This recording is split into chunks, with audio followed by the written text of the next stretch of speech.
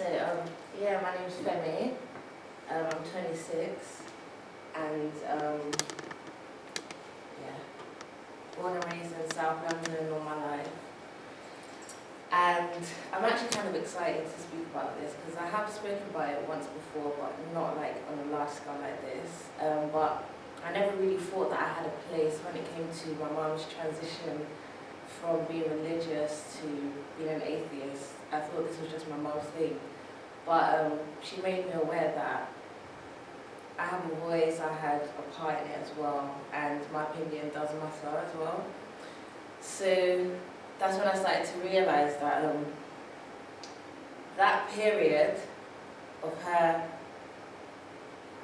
going from seriously religious to going to church every Saturday, because we were Seventh Day Adventist, to all of it stopping, it was so hard because I was very young as well. I think from like the age of 13, when you don't know who you are at all, up until, you know, even college and like the first 2 years of university, all you really want to do, no matter how people might make it seem that they're, you know, their own person, their own personalities, people still just want to fit in, no matter what.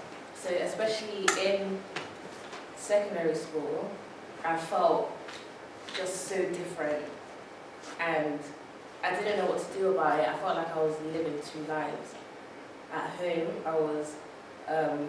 my mum was trying to introduce me to science and, you know, the idea of, you know, you don't need God anymore. And then I had to go to school and pretend that, you know, I do believe in God. And at that time, I really didn't know anymore what I was, because I was just in my mum's shadow. And it was a very frustrating process because my mum had the ability and the freedom, because out of all her siblings, she's the only one in the UK, and I feel like that's what had a part in her ability to think and come out of this whole, you know, hub of religion. She was able to come to her conclusions and, you know, have the space and the freedom to think, okay, I don't want this anymore, and this is what I want now. But I don't think I had that. In fact, I didn't. I didn't even have the choice when it came to being a Christian to begin with. And then now I'm being made to just do the complete opposite. So that was difficult. And when you're in secondary school, again, you don't know who you are, and all your friends are Christians, and they're inviting you to church, and not even church, just birthdays and stuff. And like she said, everything is just filled with religion. Even someone's birthday, even, you know, a child being born, everything is just a religious ceremony. So my mum didn't want me to be a part of it. So now it's like, okay, I'm in school, I'm not myself, and then outside of school, I can't be with people that I really want to be with. And I didn't understand atheism. I just thought that because I was born into religion, atheism was just not a concept that I was ready to start trying to, you know, incorporate into my life. So yeah, it took a long time. However, I did get to university. I moved out of my house. I went to Bristol, and it was at that point I was like, okay, I need to now start thinking for myself. I need to start thinking, am I religious? What am I? Am I an atheist? Because at the same time, what my mum was saying did make sense. You know, even though I believed in God, there was a lot of things that my mum was telling me that, yeah, you're right actually. You know, it doesn't really make sense, and you know. So I got to university, I was by myself, you know, family, because even without my mum, I still had family trying to force me to stay in the church and stuff like that. And I just wanted to kind of please everyone at the same time. So, you know, being in Bristol, had my own space, and I decided I want to go to church. I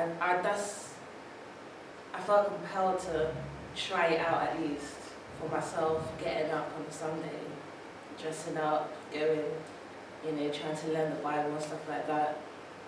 But when I was in church, it didn't work. Because everything that I came from now, it just conflicted with what I was being exposed to at church. And the whole setting of church just felt so theatrical, and I wasn't comfortable there. So I was on my own journey now, and it went from, okay, I don't think I'm a Christian, I don't think I can do this church thing anymore, to being spiritual. And that was like my own way of saying, oh, I think there is something there, but I'm not quite sure. And then going from that to, even till now, I'm not like 100% certain with what I am, but it's definitely not, I'm not a Christian, that's what I can say for certain. So, but, being in my mom's household, yeah, there wasn't a mom presence, but my mom was a very strong person in terms of her beliefs, who she was. She was an activist, she still is, even in the household. And I don't feel like anything was missing, you know. I still feel like a whole person. And I feel like even with the whole confusion of, you know, this is not fair, this is your thing, atheism is not my thing, I felt like I grew up very open-minded as well, and very accepting and very tolerant of other ways of thinking. And I think that's the positive side of everything, even with growing up feeling confused about who I was as a person. I feel like I still had the chance and freedom like she had, or that she gave herself, to think differently and think about just, you know, other ways of existing, other people's lives and other people's backgrounds and stuff like that. So that's my perspective as a child growing up with a mother from Christian to atheist. That's that.